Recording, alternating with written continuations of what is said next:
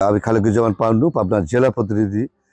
পাবনার সুজনগর উপজেলার দুলাই ইউনিয়নের বদনপুর গ্রামের নকিবিয়া দরবার শরীফের থেকে আমি আপনাদেরকে জানানোর চেষ্টা করছি। যদিও আগামীকাল বাংলাদেশের বাংলাদেশের মুসলমানদের আগামীকাল ঈদ উল ফিতরের জামাত অনুষ্ঠিত হবে, কিন্তু এখানে এসে ব্যতিক্রম কিছু আমরা দেখতে পেলাম যে সারা দেশে বৌদ্ধ পাশ্চের সাথে মিল রেখে এখানে প্রতি বছর যুগ যুগ ধরে এখানে ঈদ উল ফিতরের নামাজ আদায় করে আসছেন। সেটাই আপনাদের দেখানোর চেষ্টা করছি এবং এখানকার মুসল্লিদের সাথে কথা বলে জানাবো যে এখানে কেন কী জন্য এরা প্রতি বছর বৌদ্ধ পাশ্চের সাথে মিল রেখে এখানে ঈদ উল ফিতরের নামাজ আদায় করেন।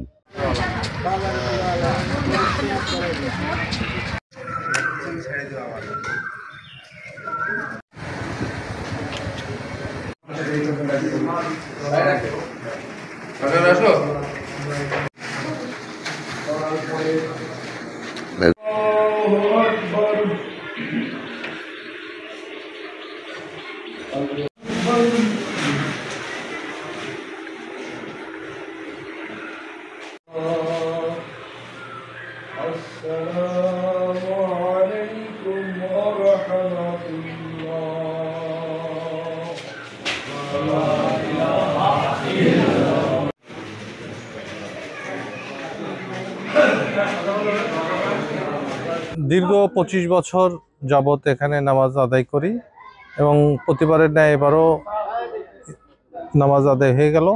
এজন্য সবাইকে, দেশবাসী এবং সবাইকে ঈদ মোবারক জানাচ্ছি এবং দেশবাসী এবং বাংলাদেশের প্রশাসন সবাইকে আহ্বান জানাই যে সবাই যাতে আমরা একসাথে এবং একত্রে নামাজ পড়তে পারি, সেই আহ্বান ব্যক্ত করছি। এখানে আসি মূলত সঠিক পদ্ধতি এটা, এই কারণে এখানে আসি।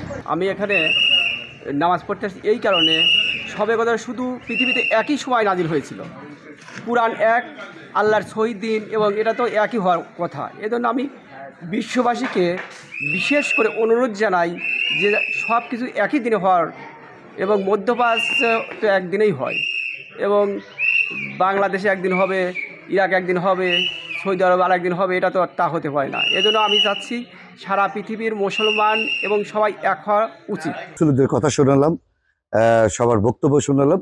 তো সবার বক্তব্যে মুসল্লি যারা দূর দূরান্ত থেকে আসছেন তাদের একটাই কথা যে লাইলাতুল কদর একটাই রাত, আর লাইলাতুল কদর যেহেতু কোরআন থেকে আসছে, আমরা এই লাইলাতুল কদরকেই আমরা প্রধান মুখ্য হিসেবে দেখেছি এবং চাঁদ দেখার সাপেক্ষে সৌদি আরবের সাথে মিল রেখে আমরা নামাজ আদায় করছি কোরআন এবং সুন্নাহ আলোকে।